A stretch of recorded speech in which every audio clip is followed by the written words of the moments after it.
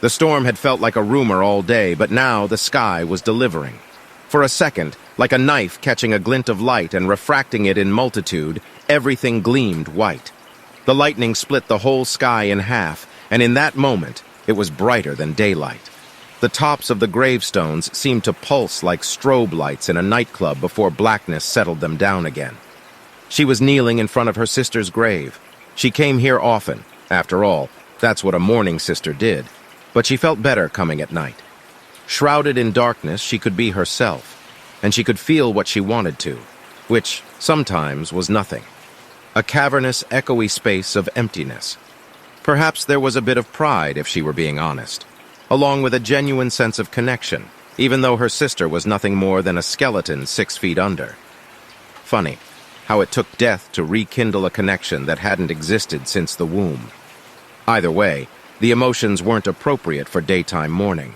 The lightning seemed suitable for tonight. It was the anniversary of her sister's death, and it lit something up inside of her too, a dark part of her that she didn't always feel comfortable touching. In the dynamic moment when everything became bright, she leaned forward and put her lips on the cold stone. She was certain that whatever plane of existence her sister lived on in, her head was exploding at this artificial expression of tenderness. It wasn't totally artificial. It really wasn't. It was just that, in life, they were polar opposites. Good and bad. Angel and devil. Black and white. They were identical, but no one would ever mistake one for the other. And yet, the thought that had hung out in her mind for the past year said otherwise. They were not so different. Their mother, Paige, would have told you there was something wrong with Madeline right from the start. Her daughters were identical twins, but the resemblance was purely physical. Madeline had been a difficult baby from day one. She was one who cried non-stop, who refused to nurse. When Paige would finally get her settled and carefully place her down, she rarely got as far as the nursery door before Madeline's blood-curdling cries began again, often waking Erica as well. Paige would want to sob on the floor. She was so absolutely depleted. Madeline was an infant who made Paige understand why shaken baby syndrome was a thing. As a toddler, Paige would tell you that Madeline fine-tuned her mean streak. Paige could not take her eyes off her for even a second, for fear she would push Erica down the stairs or pinch her so hard a purple welt would instantly appear. Erica, by contrast, was sweet as pie, and Paige thanked God every day for that. She didn't think she could have handled 2 demon babies, which is how she thought of Madeline. At night, she begged God to forgive her. What kind of mother hated her child? Oh, she loved her, she loved them both, but she detested Madeline.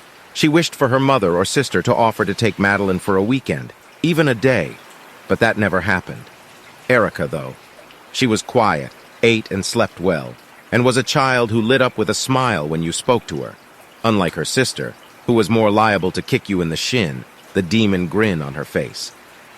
Erica grew into a little girl teachers raved about, one who followed the rules and was polite. Paige knew you were not supposed to have favorites, but she didn't see how that was possible. When she asked God to forgive her, she also prayed that Madeline would outgrow her wickedness. That never happened either. Erica would have told you that being the good child was a heavier burden than it appeared. Aside from never wanting to cause a fuss, and even good little girls became frustrated or angry sometimes, there was also Madeline's temper to consider. Erica learned at a young age to watch her back. Madeline had a fondness for pushing her down the stairs or sticking her foot out to trip her. Erica spent a lifetime sleeping with one eye open. Years of watching her back, of being ready to defend herself against her sister's attacks, was exhausting. Sometimes she wanted to be the one who screamed out a tirade, who wiped the contents of a table off as she ran by in an indignant rage. But she didn't think her mother could have handled that. There was a weariness in Paige's eyes so solid you knew it bled right down into her soul. As they grew up, Madeline's attacks against her twin became more devious in nature. Bored, it seemed, of physical assault, Madeline would do things that seemed more benign. But these acts of scheming cut Erica deeper than any bruise or twisted finger could, ripping up a book report with a big red 100% at the top, dumping black dye on her cheerleading uniform. Erica learned quickly that it was easier to keep her head down and privately tell their mother that she had aced the math test. It was easier just to not run for student council president, to give up cheerleading. Erica locked her bedroom door at night. The truth was, Madeline terrified her. And Madeline? Madeline would have told you her parents played favorites from the start, so why not star in the role she was cast? She would have entertained you with memories of being 4 and staring at her perfect, pristine sister while hatred she could not stop bubbled inside of her. Erica's hair looked like ringlets on a child model, and Madeline's was a wild frizz that could never be tamed, just like her, she supposed. She would tell you a story about grabbing a hunk of Erica's shiny blonde curls and hacking them off with contraband sewing scissors before she even knew what had happened. She would tell you 100 stories like that, but the truth was, it got old. Erica never reacted to physical attacks, just hid her quiet, pathetic face in her hands. Madeline had to become more creative. She would tell you about how she slept with Erica's high school boyfriend and made a video of it. That was fun. How she posted it online and watched it go viral in a matter of hours.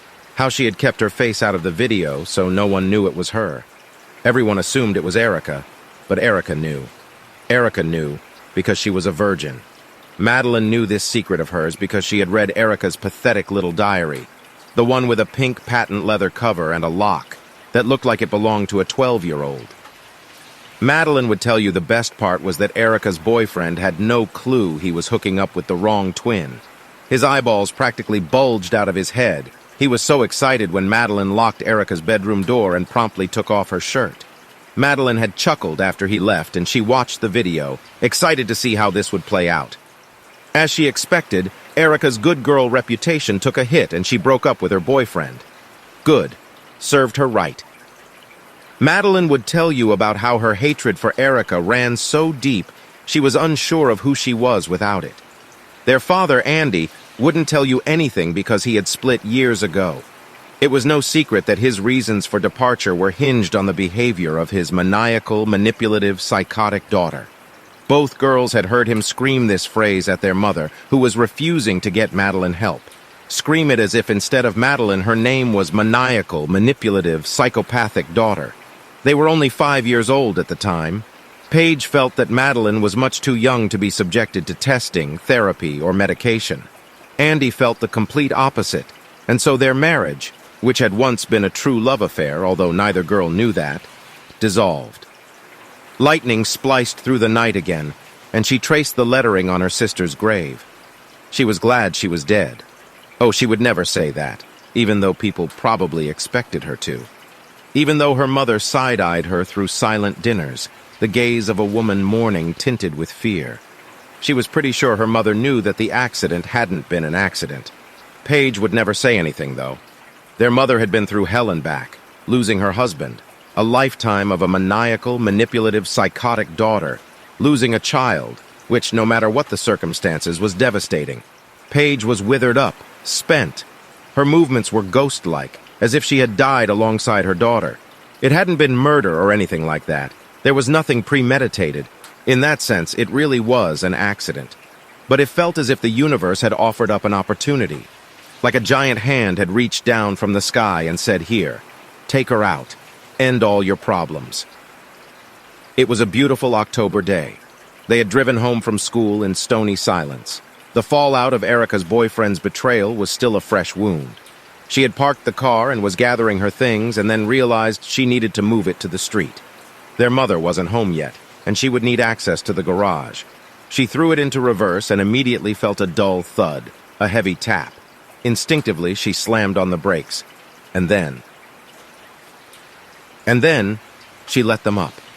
She let the car roll backwards, feeling the satisfying rocking as it ran right over her sister and accomplished what she'd dreamt of so many times. It was shocking, both what had happened and the sense of peace that she felt about it. Of course, the aftermath wasn't pretty, particularly the immediate aftermath. She had always felt that she had a strong stomach, but seeing the remains of her twin's face, identical to hers, in smithereens on the driveway was enough to make her vomit before she even dialed 911. Paige's primal scream when she showed up moments later, ambulances already surrounding the house. Okay, she did feel bad about that. Whatever you could say about Paige hating Madeline, she couldn't help but feel empathy for her own mother. Then there had been the funeral. The abysmally low number of people in attendance, it wasn't hard to figure out why. What would they say? Sorry for your loss. The awkward and uncomfortable appearance of her father, who patted her shoulder like she was a horse in a stable, a horse he was a little bit wary of. He barely spoke to her, only stared at the casket. She swore she saw tears dripping. Before he left all those years ago, their father had made it no secret that Erica was his favorite. Paige, at that time, was still trying to perpetuate the notion that she loved her daughters equally, but Andy had little patience for that. Erica was the one he played with, the one he took along for Sunday errands, the one whose ears he pulled quarters from in an embarrassing dad joke way. Still, it was bizarre to see him standing over the casket, crying. It wasn't even open. She had half expected him to stick around. Maybe with her sister out of the way, the three of them could form a nice, normal family. She was nearly 18, but she still fantasized about the life she could have had if it hadn't been so streaked with all the hatred. A mom and a dad who loved each other and adored her, and that was it. No sister. She could picture her whole future. Christmas dinners with the three of them together. Her wedding day, with both parents walking her down the aisle together. A happy life. But that was not to be. Andy split faster than he had the first time. He hadn't even come to the internment at the cemetery.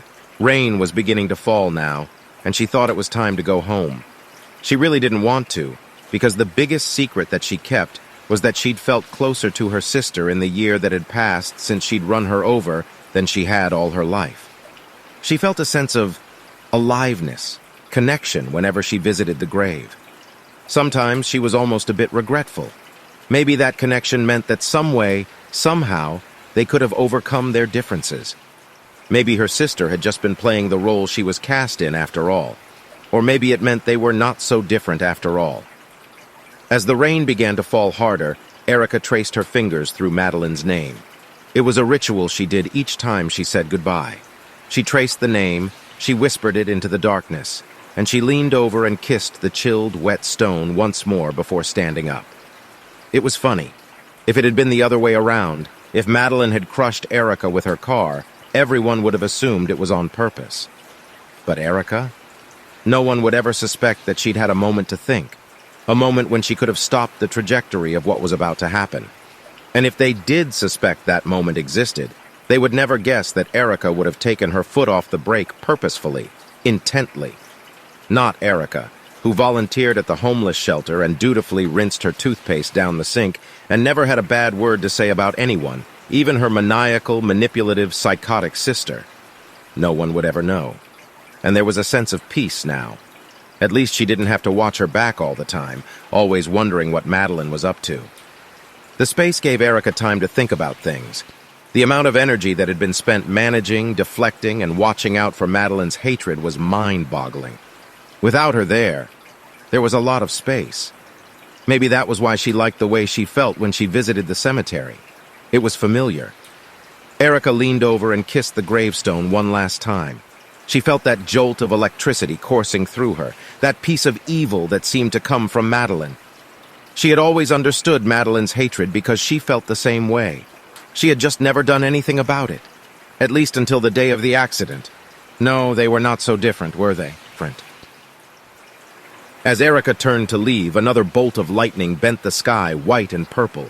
Just at that moment, she swore she saw a hand reach out of the ground, grab her ankle, and yank her. When the darkness enveloped her again, she saw she had only tripped over her own 2 feet. There was nothing there. No hand sticking out of the ground, no ruptured earth. Still, Erica was shaken. She scurried out of the cemetery, her heart pounding in a way it hadn't in a whole year.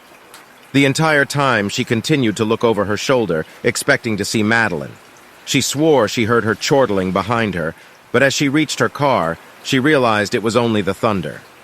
She thought about the day recently, when she'd tripped heading down the front steps of the house, how she'd sworn she felt a hand shove her from behind.